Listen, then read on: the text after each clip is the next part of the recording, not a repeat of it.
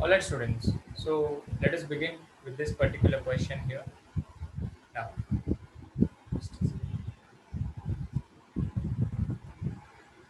we are on practice set number 8.2, question number 3, which states draw a rhombus KLMN such that its side is 4 centimeter and measure of angle K is 75 degrees.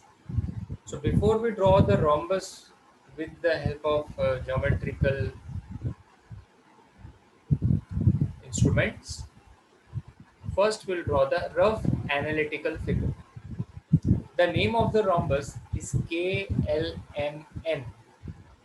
So let us name it as KLMN, correct? Now, as we all know, all the sides of a rhombus are congruent. So it does not matter which side is taken as a base. Okay, you can take any side as a base, correct? For our convenience, we are taking KL as the base. So let us mark them as 4 centimeter with each side. Now measure of angle K is 75 degree. So angle K, if it is 75 degrees given to all of us, then based on that we are going to draw our rhombus. So first of all, we will draw side KL of 4 centimeters, name it and label it as 4 centimeter. Then we will place the protractor on the point K. And as always, I have mentioned to you that look for the segment which we have drawn KL and the point K. If you observe it very carefully, segment KL is on the right hand side of the point K. I'll repeat it once again. When you place the protractor at point K, the segment which you have drawn KL is on the right hand side. So you will take the zero of the right hand side. Is that clear? That means the counting should start from the right hand side zero, not the left hand side zero. Because the segment KL is on the right hand side of the point. So if you all can observe, the zero is over here, right?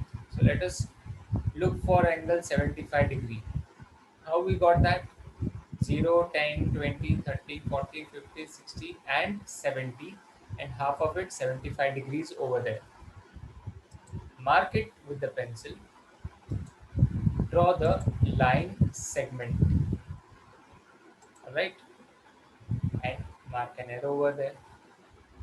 Now students, from the point K, the distance of point N is 4 centimeters. Correct. So with the help of a scale and a rounder, we will be placing rounder on point K to draw point N, the distance of 4 centimeters. So we'll take a gap of 4 centimeter on the rounder or the compass actually, place it on the point K and mark it as 4 centimeters as point N. Same way, if you observe side LN, that is also 4 centimeters in length. Correct. So mark a arc of 4 centimeter for the point M. Now which side was missing NM? Do we know the measure of segment NM? Yes. How much it was? 4 centimeters. So again we will place the rounder on the point N and mark a arc of 4 centimeters. Now, I have always discussed with you one thing, that wherever the arcs are intersecting, that will create the point. Now, which point was missing? M. So these arcs are intersecting here, so that is called as point M. Now, simply with the help of a scale and a pencil, we will join the side ML and the side NM. Is that clear, students? A very simple and basic sum completed. Alright, students. So now we go forward with the chapter the next concept, which is called as a parallelogram. What is a parallelogram? Let us understand the definition first.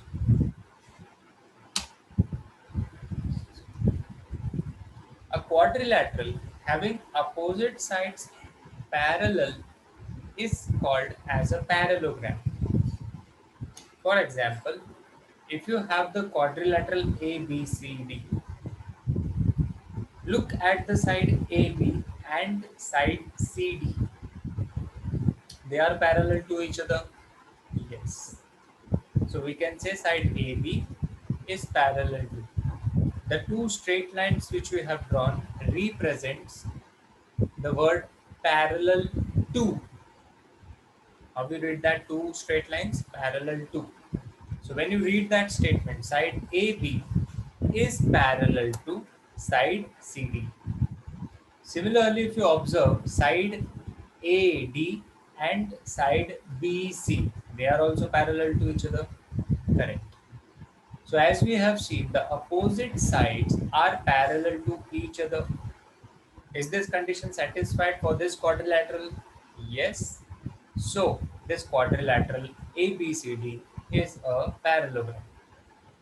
And just like the other quadrilaterals, parallelogram also has few properties. First property, the opposite sides are congruent to each other. So side AB is congruent to side CD. Similarly, other two opposite sides, that is side AD, is congruent to side BC. Alright? Just like the sides are congruent, the opposite angles are also congruent to each other. So we can write angle A is congruent to angle C, angle B is congruent to angle D. Third property, the diagonals of the parallelogram bisect each other. So let us have diagonal AC and diagonal BD intersecting at the point O. Intersecting at the point O. So as we have seen that the diagonals are bisecting each other, so segment OA will be congruent to segment OC. Similarly, segment OD will be congruent to segment OB. Reason being, the diagonals of a parallelogram bisect each other. Correct? Now the next one. Adjacent angles are supplementary. Now what do you mean by the word adjacent? Adjacent का मतलब होता है बाजू वाला. Simple भाषा में. The neighboring angle. For example, if I say angle A, the next angle to A is B, or you can also say that D is the adjacent angle of A. So adjacent means just next or the just previous one, बाजू वाला. If I look for angle D, तो angle D का adjacent angle कौन होगा students? Angle A and angle C. चलो, if I ask you all students, for angle B, who is the adjacent angle? Tell me. For angle B, who is the adjacent angle? Correct. It can be angle A as well as angle C. And they are supplementary. Now, what do you mean by the word supplementary? Supplementary means it is 180 degree. For 180 degree, we have the word supplementary. All right. So, what property is the fourth one? Adjacent angles are supplementary. मतलब दो बाजू वाले angle को अगर मैं add करता हूं तो answer will be 180 degree. You can also write measure angle D plus measure angle C is 180 degree according to the property. Okay, perfect. Now, so we can also write measure angle A plus measure angle D is equals to 180 degree as we have discussed. Correct? Fine. Similarly, we can also write measure angle D plus measure angle C to be 180 degree. Measure angle B plus measure angle A as 180 degree, or measure angle B plus C is equals to 180 degrees. Alright students, perfect. Now let us proceed with the exercise. We are on practice set 8.3, question number 2, sub question number 1, which is referring the adjacent figure of a parallelogram which is given over here. Write the answers of the questions given below. So the parallelogram given to us is x, y, z, w, or w, x, y, z, whatever you want to call it. First thing is length of side WZ is 4.5. So WZ, if WZ is 4.5, we want to find the length of side XY. Now students, first of all, the given quadrilateral is a parallelogram, and we have seen the property of parallelogram that the opposite sides of a parallelogram are congruent. Now let us think with respect to the question. Length of WZ is given. Okay, WZ is given 4.5 centimeter. Correct.